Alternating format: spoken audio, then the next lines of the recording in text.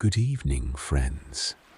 Tonight, we're going to talk about a story of a hungry sea and a group of people who staked their entire lives on a rickety old ship. It's the 1850s, and we're at a small dock on Ireland's west coast, where the wind carries the smell of salt or earth, and occasionally a hint of despair. Now dim the lights, and let's drift into tonight's story with the chime of bells. You're standing on the dock of Cobh in County Cork, spring of 1847. The air is thick with a strange stench. The smell of too many people crowded together for too long.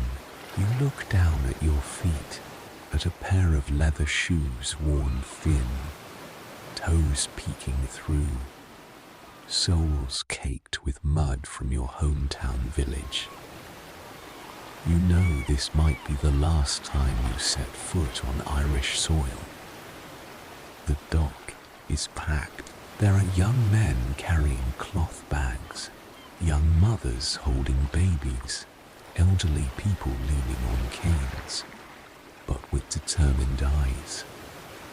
Most faces share the same expression, confusion mixed with a flicker of resolve. Beside you stands your mother. She isn't crying, but her hands won't stop shaking. She presses something wrapped in old cloth into your palm. "This is the last piece of bacon we have," she says. "I smoked it again last night. It should last you a while." You try to say something, but your throat feels clogged, as if with a stone. This was the daily scene at Irish docks during the Great Famine. Starting in 1845, a fungus called late blight destroyed nearly all of Ireland's potato crops. Back then, potatoes weren't a side dish. They were the sole staple food for most poor Irish people. Historians estimate that an adult Irish farmer ate roughly 5 to 6 kilograms of potatoes a day. It wasn't because they were gluttonous. It was because potatoes were cheap, and their rent was so high that all the wheat and oats they grew went to their British landlords. So when the potatoes rotted in the fields, their world rotted with them. You glance back at the small hillside behind the dock, where a group of people who couldn't afford tickets have gathered to see others off. Some wave, some cry, some just stand motionless like statues. The ship is leaving, someone shouts. You take a deep breath and turn toward the ship anchored at the dock. It doesn't inspire confidence. Its hull is weathered. The sails are patched over patched, and some of the deck planks have turned black. You overhear a man mutter nearby. "Wasn't this ship for carrying wood? How did it become a passenger ship?" Your heart skips a beat, but you keep walking. Many immigrant ships back then weren't designed to carry people at all. They were originally cargo ships, carrying wood, cotton, even slaves. Ship owners realized that converting the cargo holds to cram in hundreds of desperate Irish people was far more profitable than carrying goods. So these ships were hastily turned into immigrant vessels. You step onto the gangplank, and the planks creak under your weight. From behind, your mother's voice calls out, "Shh, you don't look back." You're afraid that if you do, you'll never be able to take another step forward. On the other end of the gangplank, a sailor is shouting orders in a gruff voice. "Move inside, move inside. Don't block the door." His English is thick with a Liverpool accent. but you can roughly understand it. After all, most ships bound for America departed from British ports, and most sailors were British. You push through the crowd and descend a narrow staircase, steep and slippery. You nearly trip. Finally, you reach the hold, and a wave of heat hits you. The hold is already packed tight. Dim light filters through a few small ventilation hatches above, illuminating the dust floating in the air. It takes your eyes a long time to adjust to the darkness, but gradually you make out your surroundings. Rows of wooden bunks, more like shelves, crammed one above the other.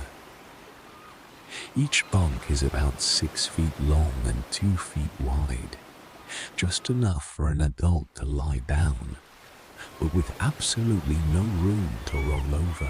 You find an empty spot and set down your luggage, the cloth package, the bacon your mother gave you, is pressed carefully against your chest, the only food you brought from home.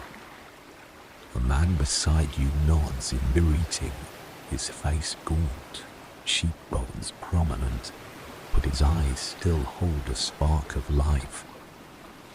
"Are you heading to Boston too?" he asks. "New York," you reply.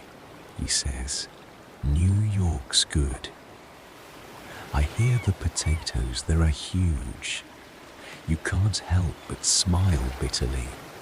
After 2 years of famine, potatoes have become something of a myth, a precious thing only missed once it's gone. You think of the rotten potatoes back home, stinking in the fields, and your stomach churns.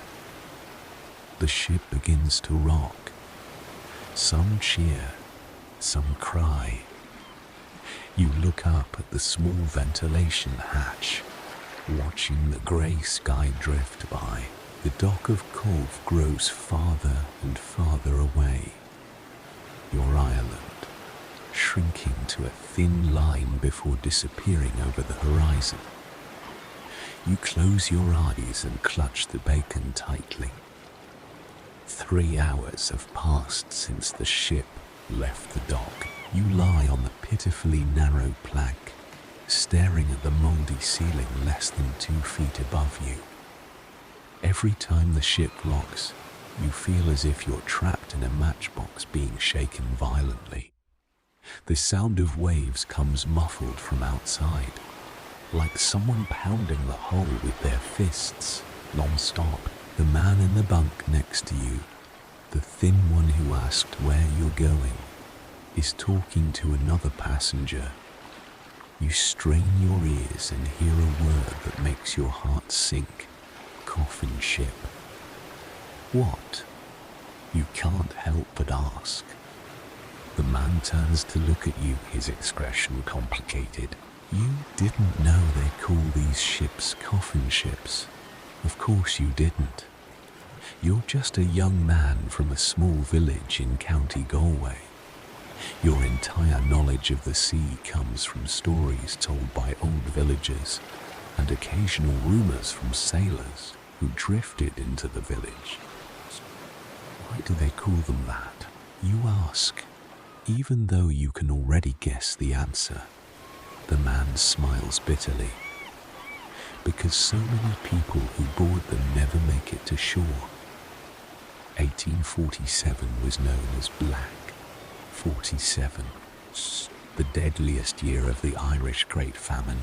That year, roughly 100,000 Irish people boarded ships bound for North America, but at least 20,000 never made it alive, meaning a mortality rate of 20%. Why was the mortality rate so high?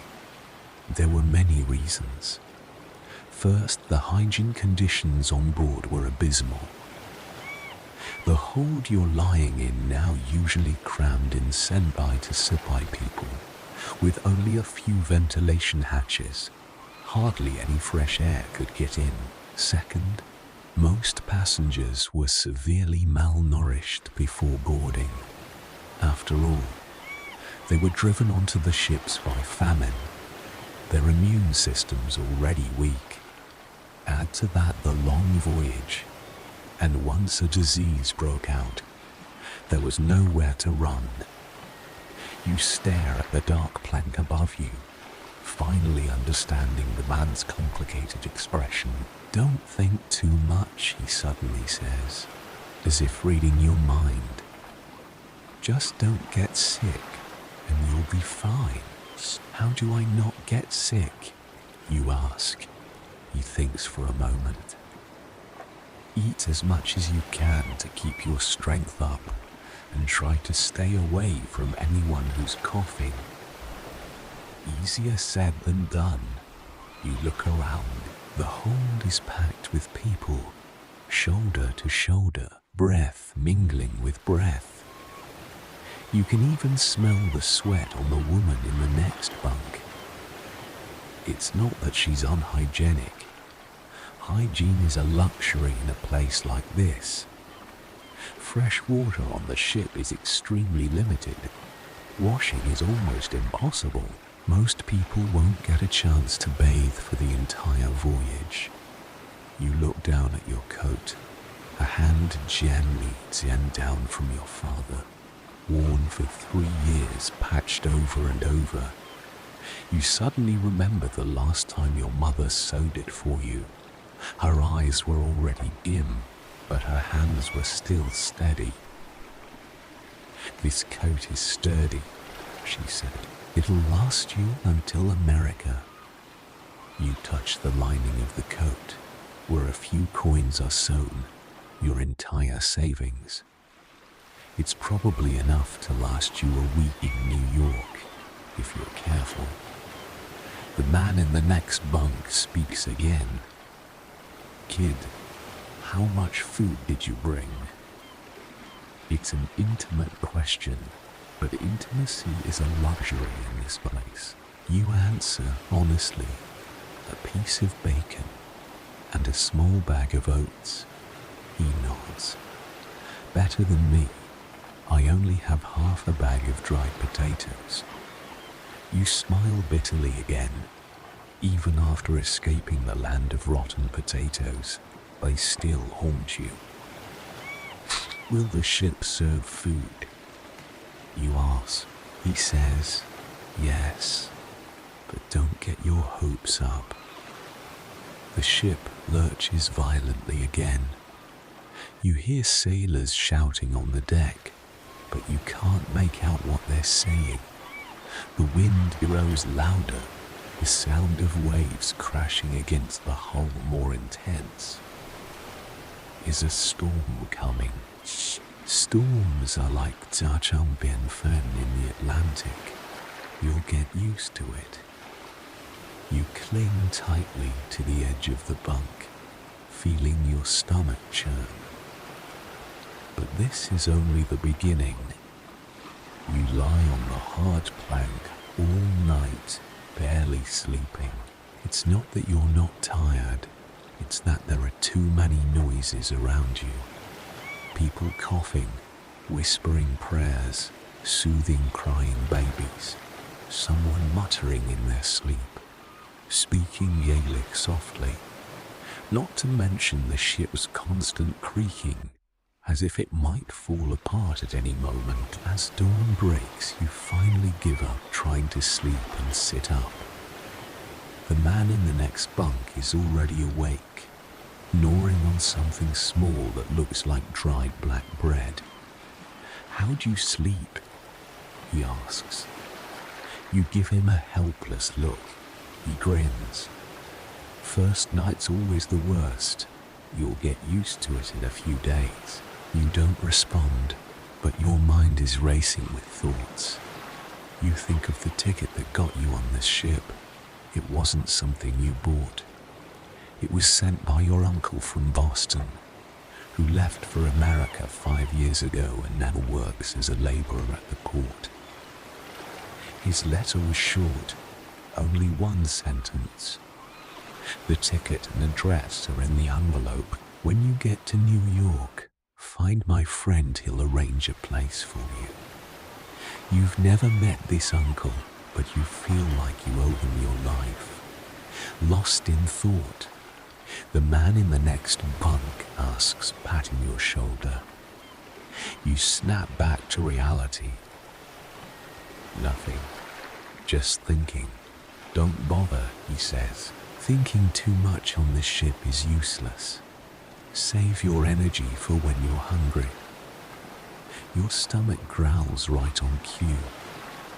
You touch the cloth-wrapped bacon. It's still there. But you know you have to ration it carefully. The voyage could take 6 weeks or more. If your rations run out halfway, this bacon might be your only lifeline. The ship rocks again. You take a deep breath and start your new day. You decide to see how big the ship really is. To be honest, after spending the whole night in the hold, you're desperate for some fresh air. The stench of sweat, moldy wood, and something unidentifiable has nearly choked you. You push through the crowd and climb the staircase, steep and smooth from countless feet. You grip the handrails tightly to keep from slipping. Finally, you reach the deck. The sun blinds you, and you stand there, greedily breathing in the salty sea breeze. All around you is an endless expanse of blue, the deep, churning Atlantic, seemingly without end. The sails bulge in the wind, the masts creak, and a few seagulls circle the stern. Beautiful, isn't it? A voice says from behind you. You turn and see an elderly woman with grey hair, wrapped in a faded shawl. Her face is calm, as if she's seen her share of storms. It is, you admit. But honestly, I just want to get to shore as soon as possible. She smiles. Young people are always in a hurry. Don't worry. God will get you there. You walk along the edge of the deck. The ship is about 120 feet long and 30 feet wide by today's standards. That's roughly the size of a medium yacht. But in 1847, it was a standard Atlantic immigrant ship. The ship is divided into several sections. The forecastle at the front, where the captain and senior crew live. The main deck in the middle, which is the entrance to the cargo holds and passenger cabins. And the stern, which houses the kitchen and some storage rooms. There's a clear barrier around the forecastle, as if saying passengers keep out. On the other side of the deck, a woman is holding a baby. The baby looks extremely weak, its small body barely moving. The woman's expression is blank, her eyes staring straight out at the sea. You want to go over and ask if she needs help, but your feet feel rooted to the spot. A sailor approaches and speaks softly to her. You can't hear what they're saying, but you see her shake her head and hold the baby tighter. The sailor sighs and walks away. Later, you find out what happened. The baby was already dead. On immigrant ships, infants and the elderly had the highest mortality rates. Their bodies were too fragile to withstand the long voyage. According to some historical records, the infant mortality rate on some ships was as high as 50%, meaning only 1 out of every 2 babies who boarded survived to reach their destination. But the most heart-wrenching part was what happened next. By the ship's rules, bodies couldn't be kept for long. They had to be disposed of quickly. In the middle of the Atlantic, there was no way to bury them, or hold a proper funeral. The only option was a sea burial. Simply put, throwing the body overboard. Usually the captain would say a few words of condolence. Then, with the help of sailors, push the body wrapped in a burlap sack off the ship. The whole process might take only a few minutes. For the sailors, it was just a routine. But for the family of the deceased, it was a forever goodbye. Without even a grave. Back in the hold, you decide to check your rations. You carefully unwrap the cloth package as if opening a precious treasure. Inside is a piece of bacon, about 2 pounds, smoked until it's black, emitting a strong smoky aroma. Next to it is a small cloth bag containing about 3 pounds of oats. Your entire fortune. You do a quick calculation. If the voyage lasts 40 days, you can only eat about an ounce of bacon and less than an ounce of oats a day. It's barely enough to tide you over in normal times, but on this ship, it's your lifeline. Meal time. A voice calls from the other end of the hold. Your ears perk up. The first official ration on the ship has finally arrived. You follow the crowd toward a narrow corridor. At the end is a makeshift distribution point, where a bearded sailor stands with a spoon and a large bucket. The line is long, but it moves fairly quickly. Most people are silent, except for the occasional dry cough. Finally, it's your turn. The sailor doesn't even look at you, just scoops something into the wooden bowl in front of you. You look down. It's a greyish paste with an indescribable smell. What is this? You can't help but ask. Oatmeal, the sailor replies without looking up. Next, you're pushed forward by the person behind you, nearly tripping. You find a corner to sit down and examine the bowl of oatmeal. Stirring it with a spoon, you find its consistency is somewhere between paste and a porridge, leaning more toward paste, so thick it could probably stand a chopstick upright. You take a bite. It's tasteless, but you eat it slowly, bite by bite. You know this is most of your rations for the day. It's the 5th day since the ship left Ireland, and you're starting to get used to the rhythm on board. Wake up in the morning, line up for that grey oatmeal, walk a little in the narrow corridor, chat with the man in the next bunk, then go back to lying around, daydreaming. Occasionally, if you're lucky, you can go up to the deck for some fresh air. But today is different.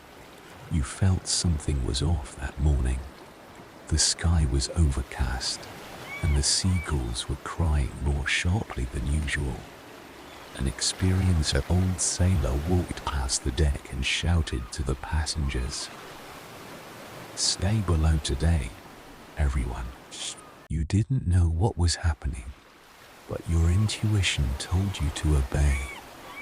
Shortly after noon, the wind came, like someone tearing a hole in the sky, unleashing all their anger. The ship began to rock violently, tilting from side to side. You felt as if you were trapped in a toy box being shaken by a giant. The hold descended into chaos, people screaming, praying, clinging tightly to the wooden pillars, children crying, adults pale-faced. Luggage fell off the bunks, bowls and plates slid across the floor, making a harsh clattering sound. It was your first Atlantic storm. The North Atlantic is one of the stormiest seas in the world, a meeting point of the warm Gulf Stream and the cold Labrador Current. The collision of these two vastly different ocean currents, combined with cold air blowing from the North American continent, creates a massive storm factory. In the mid-19th century, the main route for immigrant ships was from Ireland or Britain, sailing west across the Atlantic to Boston, New York, or Philadelphia. The entire voyage was about 3,000 nautical miles, usually taking 6 to 8 weeks. During those 6 to 8 weeks, ships almost inevitably encountered at least 1 or 2 severe storms. The storm lasted about 4 hours. In later navigation records, it was just one sentence: encountered moderate storm, no major damage. But for you, for the 300-odd people in the hold, those 4 hours felt like 40 years. When the rocking finally subsided, you were soaked to the bone, exhausted, leaning against the bunk and gasping for breath. The thin man in the next bunk was pale, his lips blue. "You okay?" you ask. He manages a weak smile. "Still alive. Threw up 3 times, but alive." 3 days after the storm, someone started coughing. At first, you didn't think much of it. In such a crowded, damp, poorly ventilated space, coughing was common. Who didn't have a headache or a cold? But gradually, you noticed something was wrong. The person wasn't just coughing occasionally. They were coughing non-stop, doubling over in pain. By the next day, they had a high fever, their face flushed, lips chapped. 2 days later, a strange red rash appeared around their eyes. The man in the next bunk leaned over and whispered, "Typhus, your heart sinks." Back home, during the worst of the famine, several families in the village had been wiped out by this disease. People called it famine fever because it always followed in the wake of hunger and poverty, like a loyal shadow. Typhus is an infectious disease caused by rickety bacteria, mainly transmitted by body lice. Simply put, a louse bites you, injects the bacteria into your blood, and you're in trouble. Symptoms include high fever, severe headache, body aches, and the characteristic red spotted rash, hence the name typhus. In the 19th century, the mortality rate for typhus was 10 to 60%, depending on the patient's physical condition and whether they received timely treatment. And on immigrant ships, the disease was almost inevitable.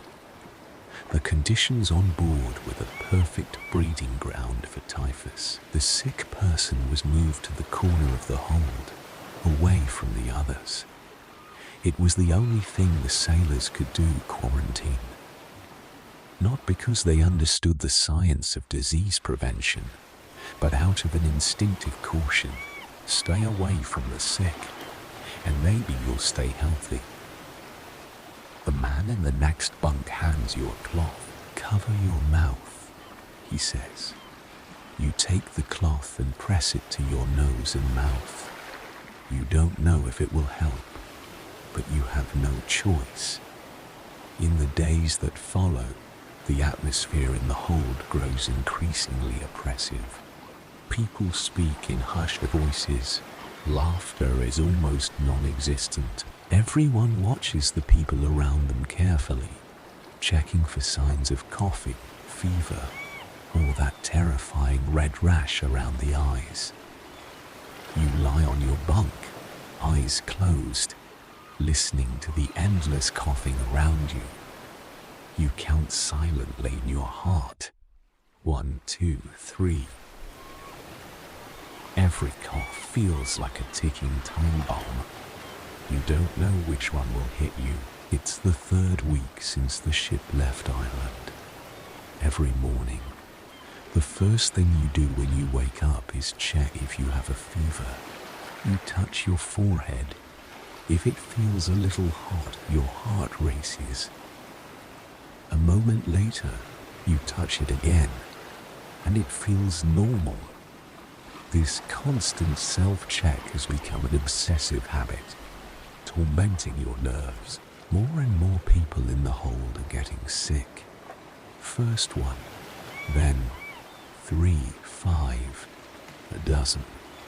The sailors keep moving new patients to the corner, but the corner is almost full. Someone starts hanging simple isolation curtains made of old bed sheets, separating the sick from the healthy. But what good is a thin piece of cloth? The air is still the same. The lice are still there. And on top of everything else, another problem is quietly approaching. Rations are starting to run low. You first notice the change at breakfast one day, when the sailor distributing food scooped at least a 1/3 less oatmeal into your bowl than usual. What's going on? You ask. The sailor says expressionlessly, rations have been adjusted per the captain's order. Why? Quit asking so many questions. Next, you're pushed forward by the person behind you, your heart pounding. Later, you hear from another passenger why the storm had blown the ship off course, making them lose 8 days of travel. The original 6-week voyage might now take 8 weeks or more, but the ship's food supplies were calculated for 6 weeks. In other words, there wasn't enough food.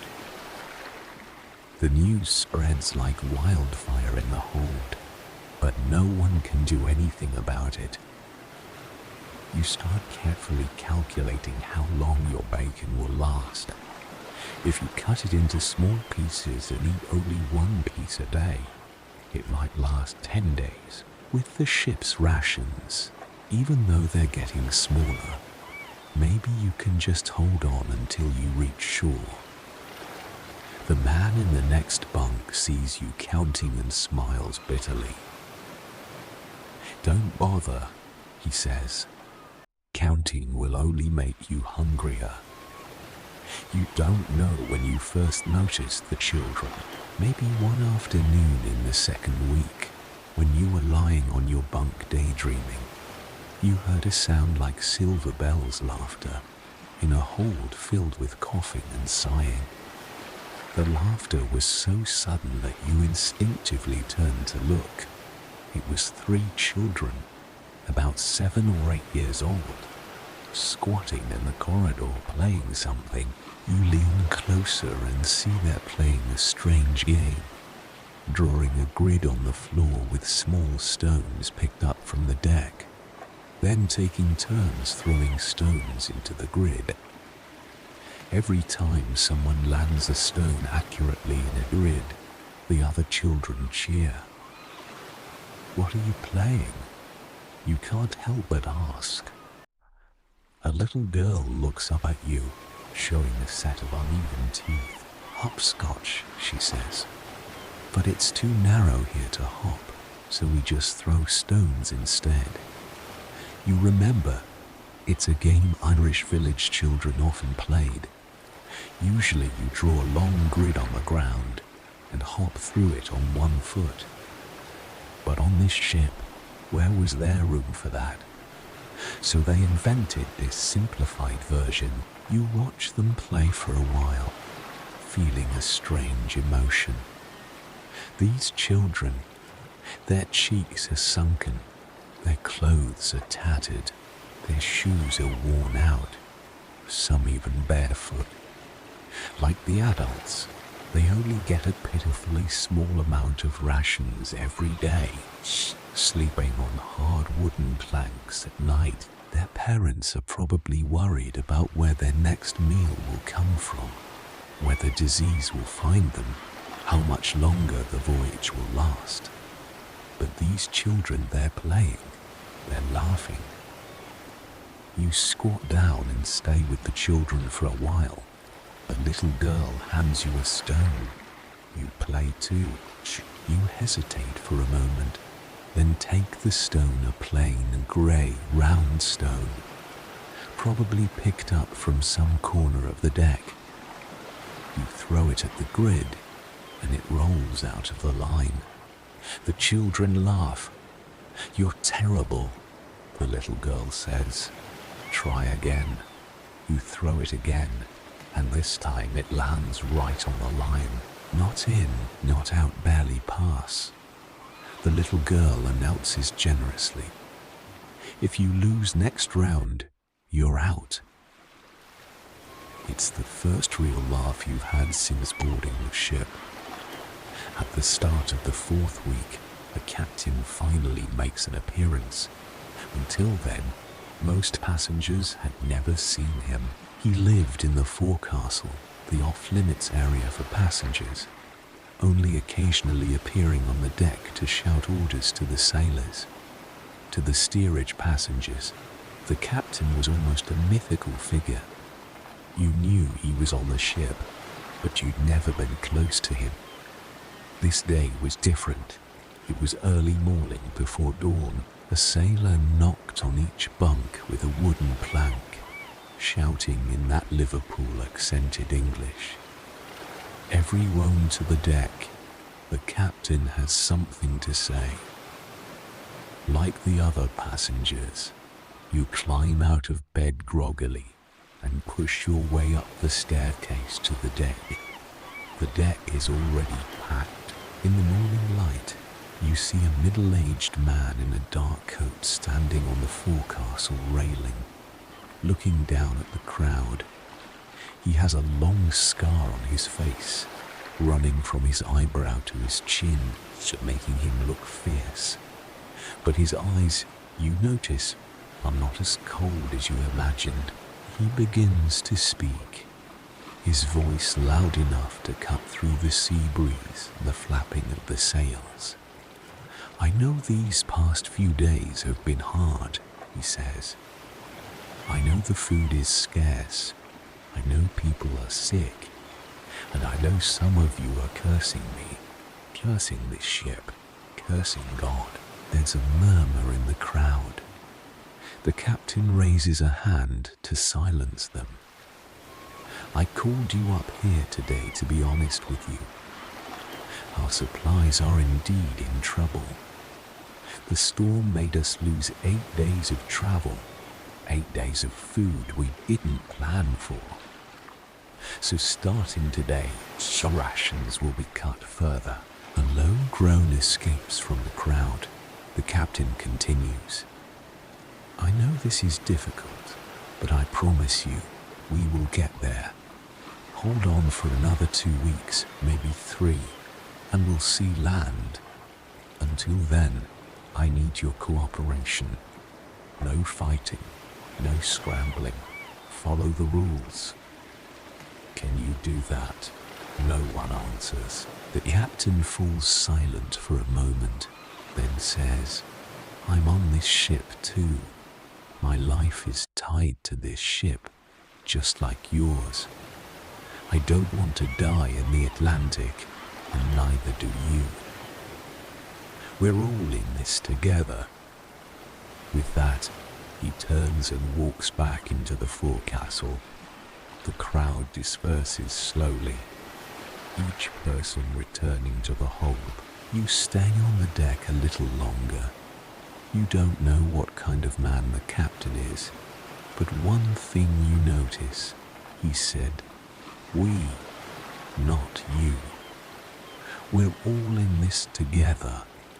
For a moment, at least, it makes you feel a little better. 3 days after the rations were cut, the first fight broke out. It happened during dinner. A man claimed he'd been given less than his share and argued with the sailor distributing the food. The argument escalated, and suddenly he threw a punch. Chaos erupted. People shouted, screamed. Some tried to pull the man away, but more people got caught up in the scuffle. The narrow corridor was filled with shoving crowds, wooden bowls rolling across the floor. A woman was knocked down, crying as she clung to her child. About 5 minutes later, several sailors rushed down from the deck and ended the riot with brute force. The man who threw the first punch was pinned to the ground, his hands tied with rope, still shouting curses. "Everyone behave," the lead sailor roared. "One more troublemaker, and rations for the entire ship are cut for a day." The words were like a bucket of cold water poured over everyone. The riot subsided, but the resentment remained. You could feel the tension in the air, like a tightly stretched string, ready to snap at any moment. That night after the riot, the hold was unusually quiet. Everyone huddled in their bunks, not speaking to each other. You lay there, listening to your stomach growl. You thought of the man who'd been arrested. He'd just been too hungry to think straight. You wondered if you would lose your sanity too, if you were in his place. Hunger is a terrible thing. It doesn't just drain your body. It drains your dignity, your patience, your reason. It turns people into something else, something that only cares about survival. You close your eyes and count the days silently in your heart. 2 more weeks, maybe 3. You just have to hold on. That morning, you're woken by a commotion. Not the commotion of arguing or crying, but the commotion of excitement. Birds. There are birds. You practically jump out of your bunk, push through the crowd, and run up the staircase to the deck. People are everywhere, their faces filled with an expression you haven't seen in a long time. Hope. You look up at the sky. There they are. 3 seagulls circling above the ship, their feathers shining white in the sun, crying their sharp, somewhat noisy cries. Some alone beside you says, "Birds mean land is near." Most seabirds, especially seagulls, usually stay within 200 nautical miles of the shore. That means when you start seeing flocks of seagulls, you're not far from the nearest coast. Of course, it's not an absolute rule. Some seabirds can fly farther, and sometimes birds follow fishing boats or other ships far out to sea. But for an immigrant ship that's been drifting in the Atlantic for nearly 6 weeks, any hint of land is enough to make people ecstatic. Besides seagulls, there are other signs that land is nearby. For example, the color of the sea changes. Far out at sea, the water is deep, but near the continental shelf, it becomes shallower, turning light green or yellowish brown. Or there might be flotsam on the surface tree branches, leaves, even some man-made trash, all signs of land. And then there's the smell. Land has a smell. After being at sea for a long time, your nose becomes extremely sensitive to the scent of soil, trees and vegetation. Some old sailors claim they can smell land hours before they see it. Either way, for you, those 3 seagulls are the entire world. You stand on the deck, looking up at them flying in the blue sky, your eyes a little moist. This journey you've endured storms, disease, hunger, fear.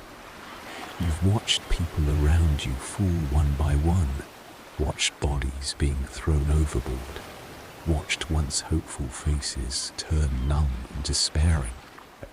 But you've held on, and now land is near.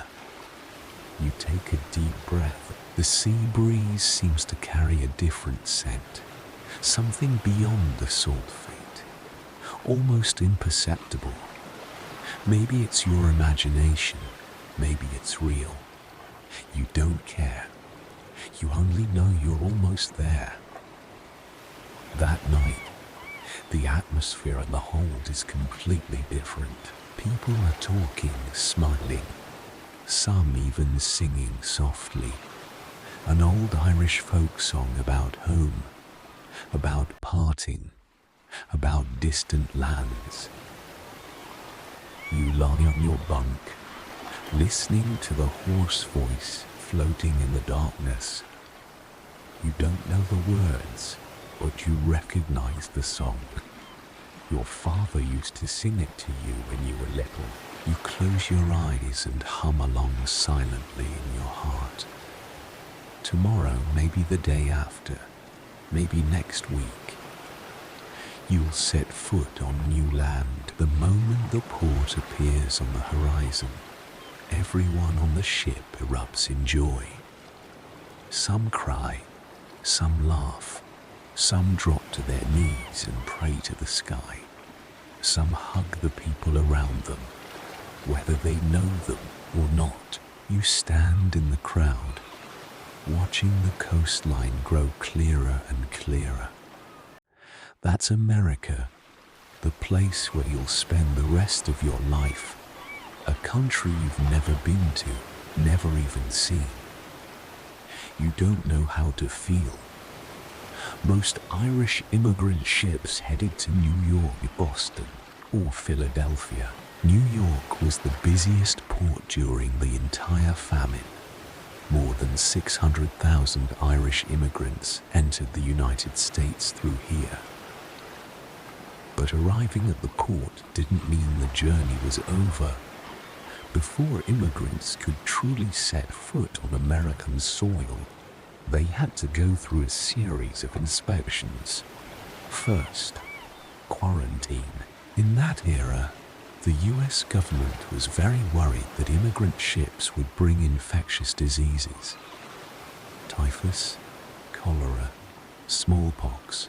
These diseases were rampant in the old world, and America didn't want them to take root. So every immigrant ship had to undergo inspection at a quarantine station outside the port before entering. Quarantine officers would board the ship and check the passenger's health. If signs of infectious disease were found, the entire ship might be quarantined for weeks, even months. Passengers would be sent to a makeshift island to wait for purification. Some stayed at the quarantine station for a week, some for a month, and some, the ones who were too sick, never left.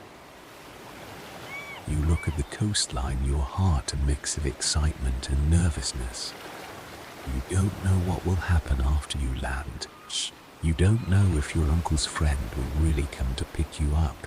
You don't know if you'll find a job, a place to live, a bowl of food to eat.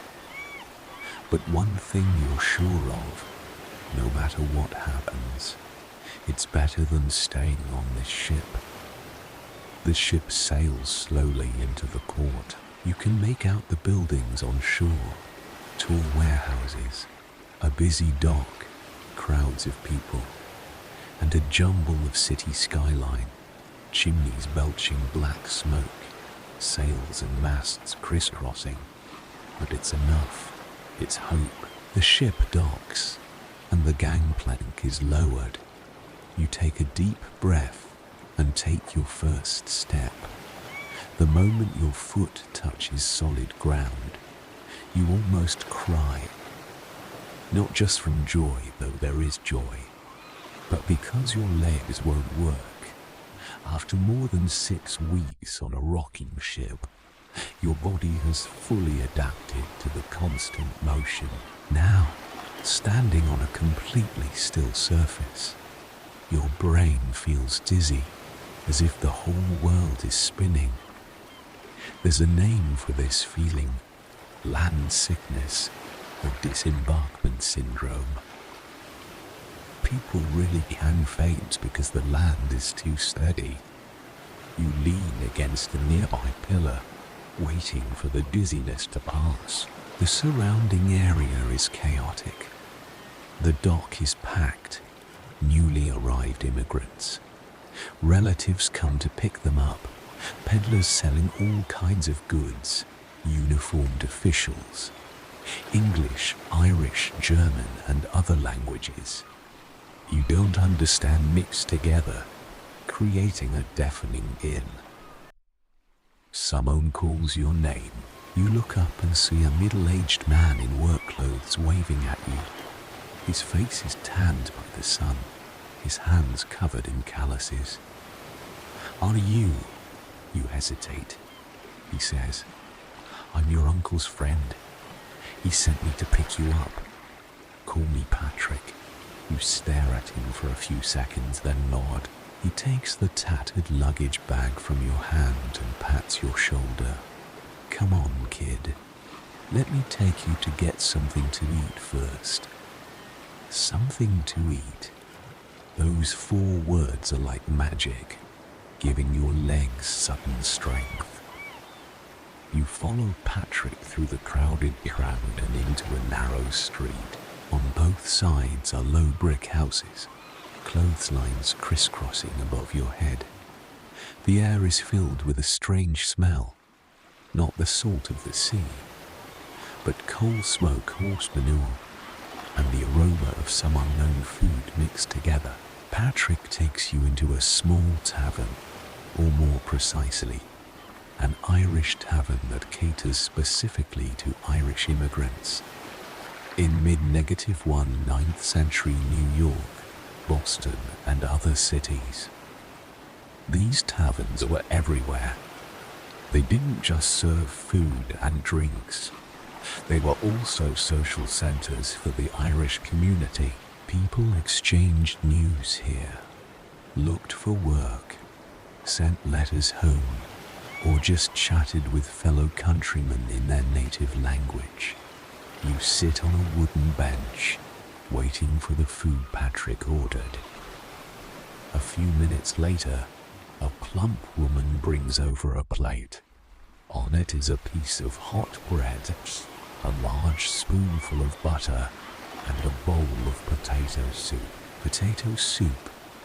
You stare at the bowl, your eyes suddenly tearing up. It's the first time you've seen potatoes since leaving Ireland. You pick up the bowl and take a sip. Hot, salty, with a few soft chunks of potato and some chopped onions. It's nothing special, but it's the most delicious soup you've ever tasted in your life. Patrick sits across from you, watching you wolf it down with a smile. "Slow down, kid," he says. "There's plenty more where that came from. Plenty more." Those 2 words sound like a sacred promise in your ears. You put down the spoon and take a deep breath. Outside the window, the streets of New York are bathed in golden sunset light. You don't know what tomorrow will bring. You don't know how many difficulties, challenges, and new hardships you'll face. But at this moment, right now, there's only one thing you know. You survived. You really survived.